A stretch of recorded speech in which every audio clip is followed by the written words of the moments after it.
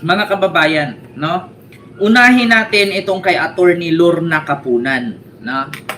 Na ang sabi nga mga kababayan ni Attorney Lorna Kapunan ay talagang 99.9% mga kababayan ma-convict talaga si Sara, o sa madaling salita ma-impeach siya.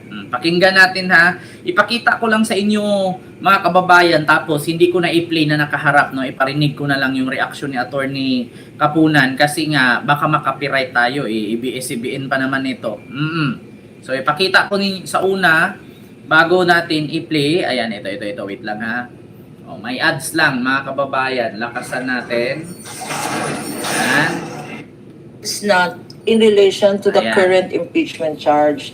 Oh, Ito po ayan. yung... So ito po ay DZMM ha, na mismong in-interview at nasa DZMM mismo si Attorney Kapunan, no, habang guest siya sa isang ni Doris Bigornia at nitong kasama pa ni Doris.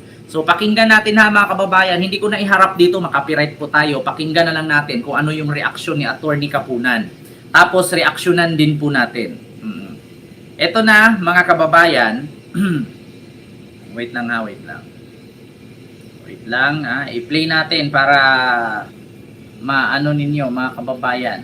Ito na. Kasama na po natin senior partner ng Kapunan and Castillo Law Office. Live on studio si Attorney Lorna Kapunan. Attorney, good morning po. Maraming salamat. Batikang abogada ito at talagang eksperto. Nasa 145 years lang naman ang kanyang experience. Grabe! Good morning, ma'am. Good morning, Ma'am Doris and Sir Christian. Yung 145 years, parang sa niya na floated yung figures na yan. Kaya nasa box daw, ma'am, hindi natin pwedeng Sealed buksan. yung box. So yun, andar na tayo agad. Gusto lang namin malaman, ma'am, ang ano yung assessment mo. Kasi nagbutuhan na eh. Di ba? So, tama ba ang tinatahak na landas? Mayroon na ba tayong aasahan matapos itong butuhan nila? Pakinggan niyo Alam yan mo, ha. forthwith na yan. Oh. Pero hihintayin natin, no? Si Attorney Kapunan na mismo nagsabi, alam nyo kung ano man ang landas ng impeachment ni Sara, kasi kung naalala nyo kahapon, 53 po yung bumoto na ang dalawang impeachment complaint niya, ang third and fourth complaint ay may probable cause, o sa madaling salita may laman, no? May ebidensya, mabigat. So, yun po mga kababayan, ibig sabihin 53 ang bumoto na may probable cause. So sa sunod po niyan ay yung butuhan kung i-impeach ba si Sara o hindi. Nasa pirma na yan ng 1/3 na kongresista. So pakinggan natin, sunod. Baka yung mga nanonood, akala nila ang susunod ang Senate trial na. Oo nga. Hindi po, dadaan po to ng plenary. Okay. Sa plenary, kailangan ng 1/3 vote. No? Yung 1/3 based on the two. So sa mga nagtatanong, ano yun Kent? Nagbutuhan na kahapon, 53 na kongresista ang bumoto. So impeach na ba si Sara? Hindi po. Sasabi nga ni Attorney Kapunan, dadaan pa ng plenary. So, pagbubutuhan. Ito yung sinasabi na si Sandro Marcos nga daw nangalap na ng pirma para sa impeachment ni Sara.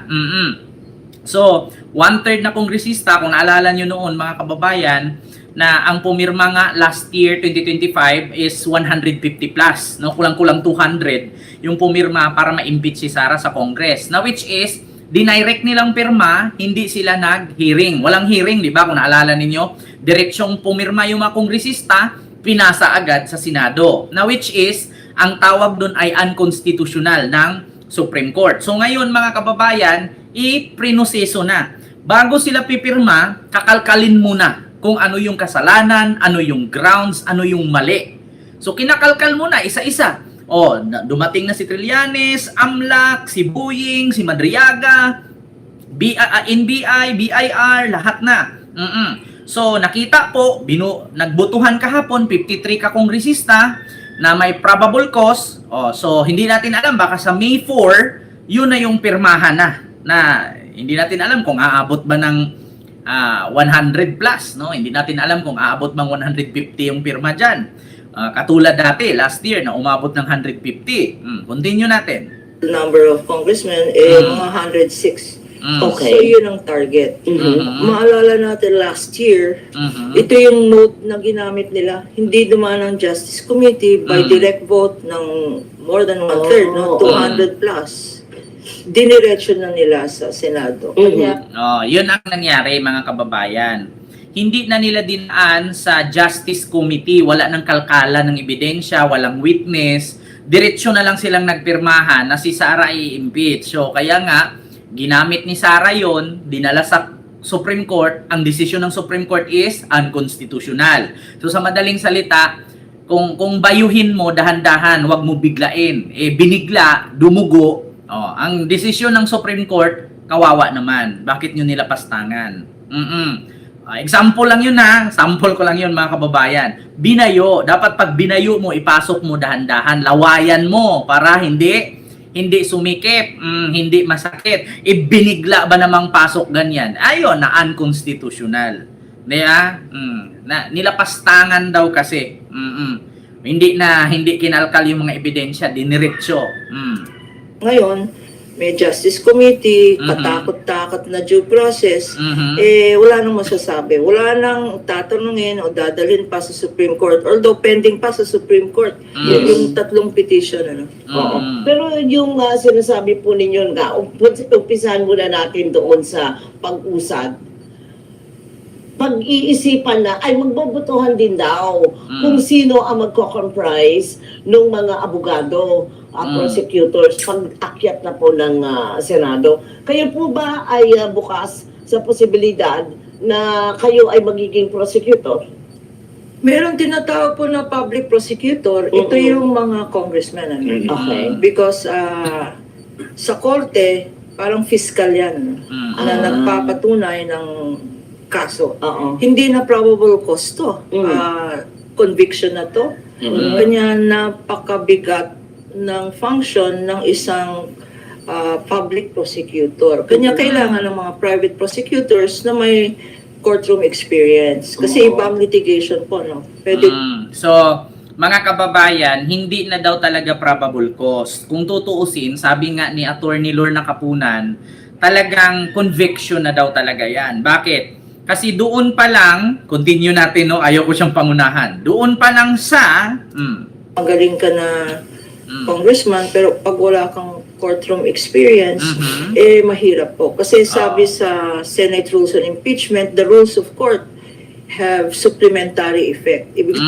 So, kailangan pala mga kababayan, yung hahawak dito, kailangan yung mga congressman, no, yung prosecutor, bago magpasa sa Senado, may tatayo dyan. So, halimbawa, ang tatayo dyan si Luis Tro, si Laila de Lima, si Jewel Chua, si Jokno. May mga court, may mga ano yan may mga karanasan na yan sa korte, naghahawak na ng mga kaso yan. So, dito sa mga kongresista na may hawak dito sa ni Sara sa impeachment sa Congress, pasok na dito, nandyan si de Lima, nandyan si Luis Tro, nandyan si Chua, nandyan si Jokno. So, alam naman po siguro nila yan at may mga experience naman siguro sila sa korte, no? Kasi actually mga kababayan, bago pumasok sa politika yung mga yan, dumaan yan sa pagiging abogado, no? So may mga experience. So ngayon mga kababayan, doon na yan ipasa na agad sa Senado. Yung mga ginagawa ng judges, gagawin rin po ng mga senators as impeachment judges. Gaano kalaki po yung maitutulong ng karagdagang pwersa ng mga private prosecutors dito po sa hanay ng mga kongresistang mag-a-act as public prosecutors? Nakakatulong ang private prosecutors, no? Because lalong-lalo na yung may courtroom experience. Kagaya ko, 145 years. Pinanindigan May na mga experience nga. Panindigan ko rin na birthday ko, although hindi ko birthday, ang dami po nag-greet, accepted.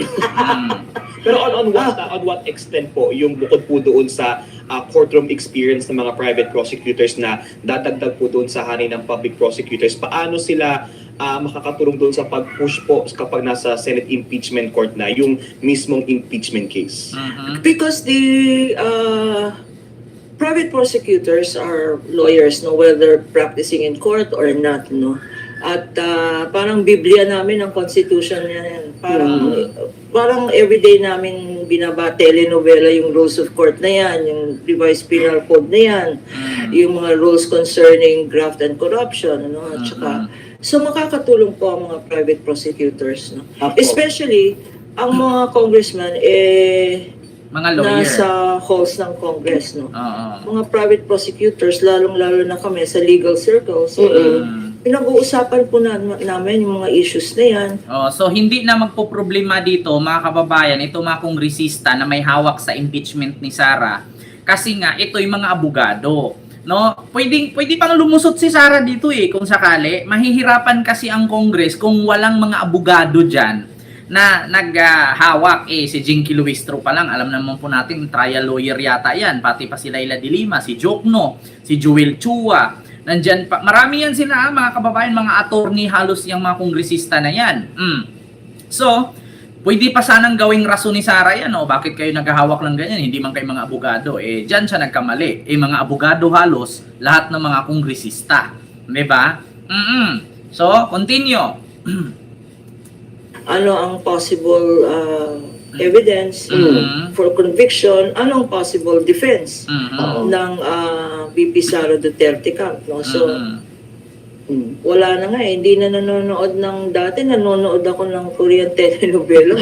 Kayo na lang pinapanood ko, tsaka mga commentary. So, the private, working hand in hand. Kasi isa lang naman objective dyan is to follow the evidence and to arrive at the truth. So if you're asked to join the team, bukas ka naman doon sa posibilidad na yun.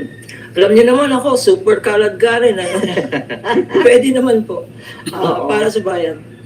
Pero sa ngayon, sa nakikita niyong usad ng kaso, ng preliminary, ang sabi ng Hindi pa trial, hindi pa preliminary trial. Kaya nga po Sir Bien, di ba? Lakers TV Hilo po.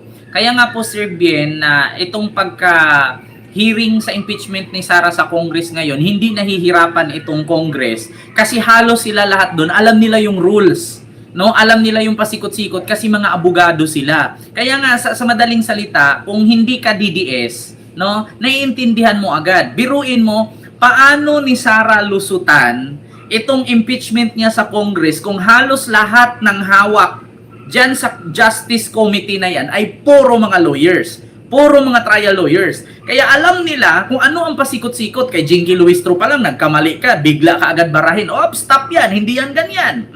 Tapos dito pa si Laila de Lima. Pag merong something na kalyado ni Sara na medyo pumasok na palya, katulad kay Marcoleta, bara agad. Kasi alam nila Di ba? Di ba? Kaya sa totoo lang mga kababayan, halos lahat ng mga dumalo doon sa hearing ni Sara, alam kung ano ang kahinatnan. Kay puro abogado yan. Diyos ko, bago ka sumabak sa gera, make sure, alam natin na nagbabasa na yan. Alam na nila, mga kababayan, no? Alam na nila kung ano yung lusutan dyan. Kasi bakit? Mga abogado yan Siyempre, bago yan sila pumasok dyan at bago ipatawag, alam nila yung kanilang isasagot. Kasi bakit? Hearing yan Hindi naman siya pwedeng tawaging trial kasi bawal. So, ang tawag dyan is hearing, no? Tawag natin preliminary, parang ganon. Investigation. So, mahihirapan talaga si Sara lumusot dyan kahit magdala pa siya 50 ka-abogado dyan kung ang may hawak sa Congress ay halos abogado lahat. Di ba? Kaya sabi nga ni Lorna Kapunan, hindi to basta-basta. Bakit? Halos lahat dyan, puro yan lawyers. Kasi alam ko ang Lorna Kapunan, kukuha yan ng kaso, partner, nang hindi siya sigurado na mananalo siya. So ngayon, nakikita mo, ilang porsyento sa palagay mo na magkakaroon ng conviction? Ilang porsyento daw sa palagay mo, sabi ni Doris Bigornia kay Attorney Kapunan, na makakuha ng conviction si Sara or makonvict? Pakinggan natin I've said it before and I'll say it again. 100%. 100%. Siya na nagsabi, I see it before and now, no? 100%. Bakit? Alam na kasi nila, mga kababayan, Diyos ko, hindi naman po pwedeng i-underestimate ng mga abogadong nagre-react, katulad kay Lorna Kapunan, ang ginawa ni Jinky Luistro kasi alam ni Luistro, mga kababayan, ang proseso. Alam ni Jokno, alam ni Dilima, alam ni Chua, no? Alam pa ng ibang mga lawyers na nandyan. Kaya kung ang mga lawyers sa labas ang tatanungin, 100% talaga si Sara. Goodbye talaga ang political career ni Sara. Maniwala kayo sa akin, mga kababayan.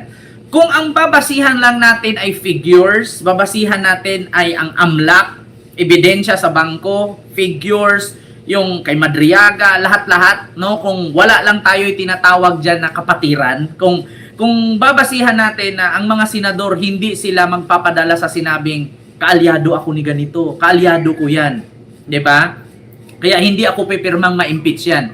Kung ang isipin lang ng mga senador na kaalyado ni Sara ay yung ebidensya, ma-impeach talaga si Sara, makulong talaga si Sara, mga kababayan. Pero gagawa ng dahilan yan. Una-una si Amy Marcos, gagawa ng dahilan yan. Hindi ako sang-ayon. Ayaw ko pumirma or else baka mag-absent pa yan. 'Di ba? Mayabang kasi kami, sabi nga nilang ang Lorna Caputan mayabang. Hindi po totoo yun. Sige, 99.9%. Diba? Okay. 99.9. And what makes you say that, attorney? Ano ang so far lumabas doon sa mga deliberations ng House na para po sa inyo, it is already strong evidences na kung mag-push sa Senate impeachment court, malaki ang chance ng makalusot? Public records. Okay. Public records don't. Ayan, isa pa yan, mga kababayan. Ang tanong kasi ni Christian, ano ang dahilan, attorney, at ano ang pagbabasihan mo na bakit lulusot at makonvict talaga si Sara? Public records, no? Kung ang basihan lang natin yung public records ni Sara, makikita mo naman eh. 'Di ba? Ayun, malabo ma-impeach, Kent. Padating sa Sen makalusot yan. Hindi po, Ma'am Teresa Pedro. Bakit? Nasa kamay ni Tito Sen yan. Nasa kamay ni Tito Sen yan. Kung ituloy-tuloy ni Tito Sen yan, hindi niya gayahin si Escudero. Kay Escudero kasi dati dinili-dili. Tapos ang haba-haba ng biruin niyo yung impeachment ni Sara noong 2025 last year, pwede naman nilang anuhin yun ituloy-tuloy Pero biruin ninyo si Amy gumawa ng hearing para kay Digong, nagawa nila. Pero yung para sa impeachment ni Sara na nauna, walang time. Diba? Naalala nyo? Mga kababayan, dinili-dili kasi nila. Naalala nyo, di ba, Ma'am Arlene Moroliano, Ma'am Lynn Sudo? Naalala ninyo, imbis na gawin nila, ituloy-tuloy nila, ang ginawa nila, sabi ni Jewel Villanueva, adjourn. Diba? Biruin nyo na, ang sabi, wala daw time kasi naka-recess daw, yung nakabakasyon daw. Pero nagulat tayo, biglang nagkaroon ng session si Amy, pinatawag niya si Torres, si Albay, sino yung mga general, si Boying, 'di ba? Yung mga pulis na umaresto kay Digong, nagulat tayo, nagkaroon ng hearing para kay Digong, pero yung sa hearing sa impeachment ni Sara wala. Kasi dinili-dili nila Pero kung sa Tito Sen ngayon, kung ituloy-tuloy yan, nako mga kababayan, walang magawa yung pirma ni Bato ni Bongo. Lie. Figures don't lie. Pwede natin i-discount yung mga biased. Sabihin natin, sabi nila si Madriaga, bias yan, binayaran yan, o tinakot yan, kinoers yan. Pero figures don't lie. Diba? Pwede nating sabihin na si Madriaga inutusan. Halimbawa, si Trillanes may utos niyan, si Dilima may utos niyan, script ni Trillanes yan. Kasi yan lagi ang naririnig natin sa mga DDS. Pero, kung isa-isahin ninyo yung mga testimonya ni Madriaga at i-check mo kung totoo ba yung nag-deliver ng pera, figures don't lie. Kasi nakikita, may mga CCTV. Pero sa mata ng mga DDS, sabi nila binayaran. Sabi nila inutusan. Sabi nila pinangakuan. Si Trillanes ang nasa likod niyan. Si Dilima ang nasa likod niyan. Pero kung isa-isahin mo yung mga sinabi ni Madriaga, lahat po yun tugma. Figures don't lie. Pero yung imagination ng mga DDS, pwede nilang i-manipulate. Yan ang sabi ni Lorna Capunan. At saka, number one, pag government records yan, ang burden to show na it's falsified or spliced, kagaya ng mga video, sabi ng isang congressman, in-splice nyo yan Makita natin lahat, no? There is a presumption of regularity. Okay? So, mabigat yung presumption of regularity kasi the burden is on the defense to prove that these figures are not accurate. Katulad niyan, mga kababayan, nung nilabas ng NBI yung video ni Sara na, putang ina ninyong lahat. Martin Romualdez, Lisa Marcos, Bongbong Marcos. Diba? Huwag kang mag-alala, ma'am, sa security ko. May nakausap na ako. Kapag ako namatay, patayin niya si Lisa, si Martin, at si BBM. No joke. No joke. Bigla agad binara ni Marcoleta Jr. Ang sabi niya, splice yan. Paano naging splice?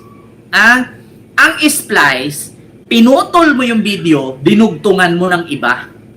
Ang problema, yung video na yon mahaba, kinat lang, dinugtong siya. Ang matatawag mong splice yung video, kung ang unang sabi, putang ina ninyong lahat. Tapos biglang sabi, my God, I hate drugs. Yun ang splice. Ang problema, putang ina ninyong lahat. Huwag kang mag-alala, ma'am. Iisang video lang yun eh. Pinuto lang siya kasi nga para madugtong. Ang splice, yung isang video, pinutol, dinugtungan ng ibang video. Ang palusot ni Marcoleta, in-splice. Kahit sabihin nating in-splice mga kababayan, una, hindi nyo na kasi malinlang ang taong bayan. Di ba tama, Mamulay, pinagsama-sama nila yung video kasi mahaba yun. Kung i-play ng NBI yun doon 1 oras, ilang oras silang mag-antay doon bago matapos. Mahaba yung live video na yun Zoom meeting yun habang nagmumura si Saray. Ngayon, gusto pa kasi ni Marcoleta ang linlangin ang mga bobong DDS. Gusto pa nilang linlangin na ang sabi splice yan, hindi totoo yan. Paano hindi totoo? Na-memorize ko nga. Buong mundo nakapanood yan at binalita na din yan sa international media. Yung pagsabi ni Sarang, putang ina ninyong lahat. Di ba? Gagawin pa nilang i-manipulate pa nila, anuhin pa nila, linlangin pa nila yung mga DDS, ultimo DDS nakapanood yan. At saka kalat na yan sa social media, sa TikTok, sa Facebook, sa YouTube. Na-memorize ko na nga yan Di ba? Tapos sabihin, splice? Putragis na yan. Kaya sabi ni Atty. Lorna Kapunan, kahit sabihin mong splice yan, tignan mo yung video. Sinabi niya yan, kitang-kita naman, no joke. No joke. Yeah. So that's why, based on the evidence, based on the evidence, Training May is ads lang, strategic mga kababayan. and impacts your bottom line. Based on the Businesses evidence, need to train their bagsak customers to talaga go si forward. Sarah, mga kababayan. siguro hindi conservative yung estimate ko.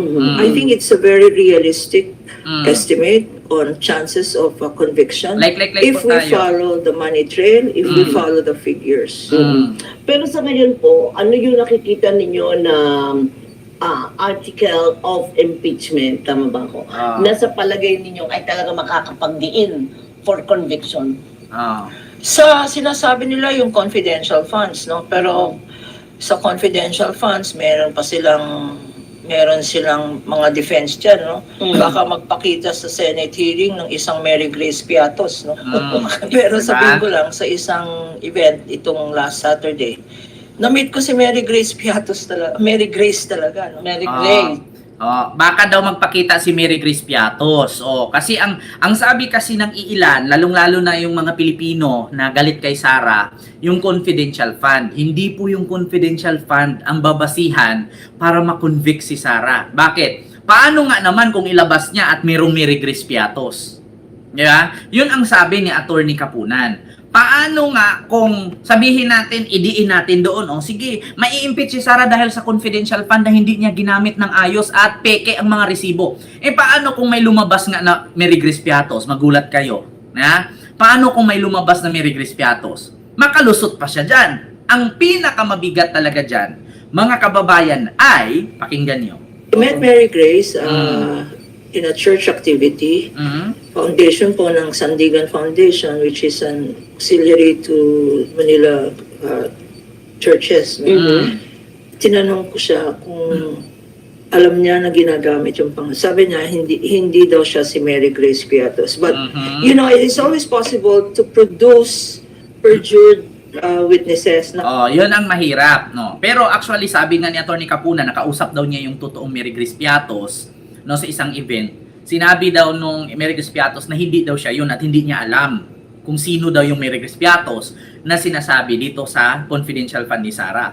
Pero magugulat nga lang daw tayo, baka biglang meron silang i-present dyan na Mary Crispiatos. Kasi ang nasa isipan ni Sara Duterte at ng mga abogado niya, ididiin si Sara dahil sa confidential fund. Hindi. Ang pinakamabigat dyan kay Sara na makakapagpa-impeach sa kanya ay ang AMLAC. Itong AMLAC. 2019 hanggang 2024, wala siyang nilagay sa SALN. Samantalang sa AMLAC, merong milyon-milyong pumasok mula 2019 hanggang 2024. Doon siya babagsak. Yan ang pinakamabigat, sabi ni Atty. Kapunan. Hindi I yung am this, I confidential. am that. No? At saka yung, kasi yung NBI experts na identify ng signatures, no? Pag expert ng plinodus mo, kagaya na namin sa litigation, pag may expert yung prosecution, magdadala rin ng expert ang defense. Di ba? Kung may expert nga, katulad nga sa NBI, di ba, expert sila sa pagdating sa pirma, na silip, na peke yung mga pirma. Paano kung magdala din si Sara ng expert na panglaban din niya sa NBI? So, syempre, kailangan mong maligtas, gagawin mo yung lahat. Pero ang hindi matakasan ni Sara dyan, ang AMLAC. Paano magdala si Sara ng another AMLAC? Sige. Kung ang NBI magpatotoo na peke yung mga pirma sa confidential fund, pwede din magdala si Sara ng another expert na sabihing totoo at authentic yung pirma. So makakalaban si Sara. Pero dito sa AMLAC, paano si Sara magdala ng another agency na AMLAC? Iisa lang naman ang AMLAC. At ngayon kinasuhan pa nila. Saan si Sara maghahanap ng Poncio Pilato na panibagong AMLAC? Iisa lang naman ang AMLAC. Diyan sa AMLAC, di siya makalusot. Doon sa expert sa pirma, doon sa expert dyan sa NBI, yung birth certificate ni Mary Crispiatos, yung birth contract, pwede naman niyang gawa ng paraan yan eh. Pero dito sa AMLAC, hindi niya yan malulusutan. Saan gagawa ka ng another ahensya ng AMLAC? Ano yun? AMLAC the second? AMLAC 2.0? Walang ganon! Kanya-kanyang expert yan. So yung confidential funds, although strong, may lusot yan. May lusot. Gusto yung testimony Madriaga yun. Makakalusot pa rin siya dyan. Duffel bags. May deniability yan. Ang walang deniability, itong AMLAC. Di ba? Yung si Madriaga pwedeng i-deny ni Sara yan eh. Kasi di ba ang palusot ni Attorney Paulo Panelo, yung anak ni Panelo na in love daw si Madriaga kay Sara. Pwede lang sabihin, in love kasi sa akin yan. Kaya nagkakaganyan na baliw. Pwede nilang idahilan yan eh. Kaya ginawaan ako ng kwento. Kaya kasi may gusto sa akin yan. Pwede nilang i-ano. Pero itong AMLAC, mga kababayan, hindi ka gumawa ng another ahensya ng AMLAC. Saan ka kukuha ng another AMLAC? Di ba? Kaya nga nagkaso si Man Scarpio kasi hindi dapat ilabas. Pero inamin niya na totoo kasi nagkaso siya. Admission of guilt yun. Kung hindi totoo, ba't ka nagkaso? Paano mo kinasuhan? Pati ang Bangko Sentral Governor. Di ba? Kaya hindi nila yan malusutan. Itong AMLAC ang pinakamabigat, mga kababayan. Yung report, yung confidential funds, although strong, may lusot yan. May lusot. Kasi yung testimony Madriaga yun, yung may lusot yan. 4 na duffel bags. May deniability yan. Ang walang deniability, itong AMLAC. Patay ka Yung report ng AMLAC. Because sa transactions po. sa inflow tsaka outflow ng funds, arithmetic lang yan eh. Yan ang hindi, yan ang hindi malusutan ni Sara, yung AMLAC. Patay ka talaga dyan, Day, sinabi ko How sa'yo. can they say that AMLA, through the years, 19, 20 years siya, no? Na finalsify ng AMLA for 20 years, yung figures na pumapasok sa account, tsaka lumalabas sa account, at tsaka yung balanse. Mahirap yun. So, malakas yung issue ng AMLA. Ngayon, speaking of AMLAC, mga kababayan, ngayon, ano ba yung outflow at inflow dyan sa 6.7 billion ni Sara? Panoorin natin si Kristan. Explanation ni Kristan yan, mga kababayan. Ipapanood ko sa inyo kung paano in-explain ni Kristan kung ilang bilyon ang nilabas sa AMLAC kung ilang bilyon ang natitira sa pera nila Sara. Kasi palusot kasi mga kababayan ng mga DDS, outflow inflow yan eh. Ibig sabihin ba may 6.7 billion pumasok sa bank account ko, ay bilyonaryo na agad ako? Bakit papasok sa bank account mo kung hindi sa iyo yun? Anong kadahilanan nun? Pakinggan natin ito si Christian, mga kababayan. Pinaliwanag ni Kristan. Ito ha, pakinggan natin ha. Ito. Gaano kalaki ang 6.77 billion pesos na dumaan sa bank accounts ni Sara Duterte at Mans Carpio? Ayan. Let's break it down. Ayan. So unang-una, yung total inflows o kaya yung mga pera na pumasok sa account ni Sara Duterte at Mans Carpio ay umaabot ng 4.4 billion pesos. Tapos yung outflow naman kung saan lumalabas yung pera sa bank accounts ni Sara Duterte at Mans Carpio ay umaabot ng 1.5 billion pesos. Ngayon ang ibig sabihin nun ay may naiwan na 2.9 billion pesos sa bank accounts ni Sara Duterte at Mans Carpio. Ngayon tignan naman natin to per account. Sa bank account ni Sara Duterte, ang pumasok na pera ay 1.83 billion pesos. Tapos ang lumabas naman na pera ay umaabot ng 1.2 billion pesos. So ang natira is 630 million pesos. Tapos yung kay Mans Carpio naman, ang pumasok na pera ay umaabot ng 2.59 billion pesos. At ang lumabas na pera sa kanyang bank account ay 343 million pesos lamang. Ang ibig sabihin nun ay may naiwan na approximately 2.25 billion pesos sa bank account ni Mans Carpio. Grabe, nakakalula yung pera na dumaan sa bank account ni Sara Duterte at Mans Carpio. At para maintindihan natin gaano kalaki itong mga bilyon-bilyon na pinag-uusapan natin, tignan nga natin gaano yan kalaki per transaction. According to the AMLAC report, 633 transactions yung nakita nila na pumasok at lumabas sa account ni Sara Duterte at Mans Carpio. Ibig sabihin nun, kung 6.77 billion pesos ang total, that's a little bit over 10 million pesos per transaction. Wow! Ngayon, pag tinignan naman natin kung magkano yung taon-taon, gaano kalaki ba ito taon-taon on average? Ngayon, ang tinignan dito is from 2006 up to 2025. So, 19 years yan. Kaya pag dinivide mo yung 6.77 billion by 19 years, that's an approximate average of 356 million pesos per year. O kaya just under 1 million pesos a day for... Kita nyo? Yung 6.77 billion na yan, pumapasok sa kanila in 19 years, 300 million a year pumasok sa bank account. At 1 million a day. Tandaan nyo, sa loob ng 19 years, i-divide mo yung 6.7 billion sa 19, 300 plus million a year. Sa 19 years, tag 300 per year plus. So kung i-per day natin, 1 million per day pumapasok sa account nila sa loob ng 19 years. Biruin nyo, everyday 1 million. So paano mo yan i-explain? 19 years. Grabe ang sakit ng bangs ko. At kahit tignan lang natin kung magkano yung pumasok na pera sa account si Sara Duterte at Mans Carpio at 4 billion in 19 years, that's an average of 231 million pesos taon-taon for 19 years. Grabe. Tapos ang lakas ng loob ni Sara Duterte mag-declare ng SALN niya na 80 million pesos lang. At sa mga nagsasabi na hindi naman ibig sabihin na dumaan yung pera na 6.77 billion, na ganun kalaki din yung assets sa mga Duterte, tama naman sila. Hindi nga talaga nagkakahulugan na yun na yung assets. Pero huwag natin ipapalampas na itong katotohanan na to, that out of the 4.4 billion pesos, 2.9 billion remained in their bank accounts. Di ba? Biruin nyo, ang sabi ng mga DDS, 6.7 billion daw. Hindi porket 6.7 billion pumasok sa account ni Sara at ni Mans Carpio, ayun na yung pera nila. Sige, sabihin natin, hindi yun. Sa lumabas sa 6.7 billion, merong 2.7 billion na natitira sa bank account nila. Ikaltas mo yung 4.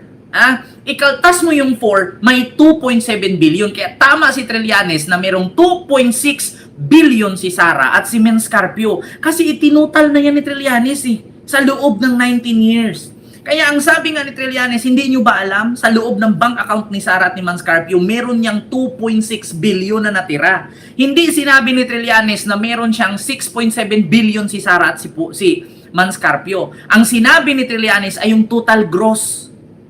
Ay yung total net. Yung linis na. Yung kinaltas na yung 4 billion. Yung natira, yung linis na. Oh, kaya tugma nga si Trillanes, yan ang pinakamabigat, mga kababayan. Pero laging sinasabi ng mga DDS, hindi nga nila pera yung 6.7 billion. Hindi nga sa kanila lahat. Kasi ikaltas mo yung 4 billion na outflows, yung naiwan may 2.7 billion pa.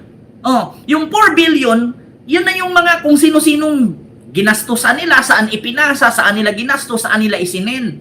Oh, yung the rest, meron silang 2.7 billion na linis. Oh, ngayon, bakit ang nilagay ni Sara 88 million lang? Di ba? Bakit ang nilagay ni Sara 88 million lang? Samantalang meron naman pala silang linis na 2.7 billion mag-asawa. Ah. Bakit 88 million lang? Ikaltas mo yung 4 billion sa 6 billion. 6.7 billion, ikaltas mo yung 4 billion na outflow. Iiwan mo yung 2.6. Yun na yung linis nila. Inflow. Oh, bakit ang nilagay nila 88 million lang sa salin? Meron naman pala silang 2.7 billion. Oh, ang tanong dyan, once na hindi tugma ang kinikita sa bangko mo at sa sahod mo, ibig sabihin ill-gotten wealth. Ang ibig sabihin ng ill-gotten wealth, hindi may paliwanag na yaman, sa madaling salita, nakaw. Impeach. Diba? Oh, ganun yon mga kababayan. Ulitin ko, in 19 years, isuma total mo lahat ng sahod ni Sara bilang public official. Mula mayor, vice mayor, hanggang vice president. Itotal mo lahat. Kulang-kulang 300 million lang in 19 years. Pero yung pera niya, billion. O bakit nilagay sa salin 88 lang? Katulad kay Digong, 37 million lang ang salin ni Digong mula 2016 hanggang 2022. Pero nakulong siya ngayon sa ICC. Saan siya kumukuha ng 140 million a month pangbayad kay Koopman kung 37 million lang ang kanyang pera sa bangko? Di ba mga sinungaling? Yan ang isipin ninyo mga DDS. 37 million lang ang pera ni Digong na salin na idineklara niya nung bumaba siya pagka-presidente.